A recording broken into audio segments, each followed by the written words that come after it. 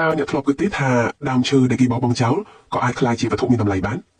ដូចជាដើមឈើធំមួយនេះដែលដេកនៅនឹងដីគ្មានអ្នកចាប់អារម្មណ៍ដំបូងគេបានប្រើគ្រឿងจักរលើកវាឲ្យឈរដើម្បីងាយស្រួលកាត់ឆ្នៃដើមឈើនេះមានប្រហោងពីធម្មជាតិស្រាប់ដែលជាលក្ខណៈពិសេសមួយជាងបានចាប់ផ្ដើមកាត់ឆ្កឹះនិងគូចំណាំយ៉ាងផ្ចិតផ្ចង់គាត់ប្រើម៉ាស៊ីនអាដ៏តូចដើម្បីកាត់យកផ្នែកខាងក្នុងដែលមិនចាំបាច់ចេញដំណាក់កាលនេះគឺត្រូវការភាពប៉ិនប្រសប់និងបទពិសោធន៍ខ្ពស់បន្ទាប់មកអ្នកធ្វើការជាច្រើនអ្នកបានប្រដៅវេនគ្នារំកើដើមឈើដើម្បីកាត់និងឆ្កឹះពីគ្រប់ជ្រុងជ្រោយវាពិតជាការងារមួយដែលត្រូវការកម្លាំងនិងការសហការចំណែកឯធ្នើរវិញគឺត្រូវបានអាចចេញពីគល់ឈើធំមួយផ្សេងទៀតដោយរក្សាបាននូវរូបរាងមូលនិងសរសៃឈើដ៏ស្រស់ស្អាតទីបំផុតជាងបានចាប់គុំផ្ទាំងធ្នើរទាំងនោះចូលទៅក្នុងរន្ធនៃដើមឈើធំដោយរៀបចំជាថ្នាក់ៗ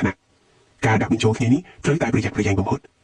បន្ទាប់ពីបានរូបរាងរួចរាល់ជាងបាំងបាញ់ថ្នាំការពារនិងបិទរលោងដើម្បីឲ្យធ្នើរឈើនេះកាន់តែមានពន្លឺនិងលេចធ្លោនៅសរសៃឈើធម្មជាតិសម្រាប់ដ៏ស្រស់ត្រកាលរបស់វាបានលេចចេញយ៉ាងច្បាស់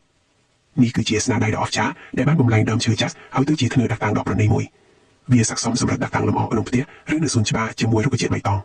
ពិតជាគួរឲ្យកោតសរសើរដល់ភាពច្នៃប្រឌិតនិងការខិតខំប្រឹងប្រែងរបស់ជាងមែន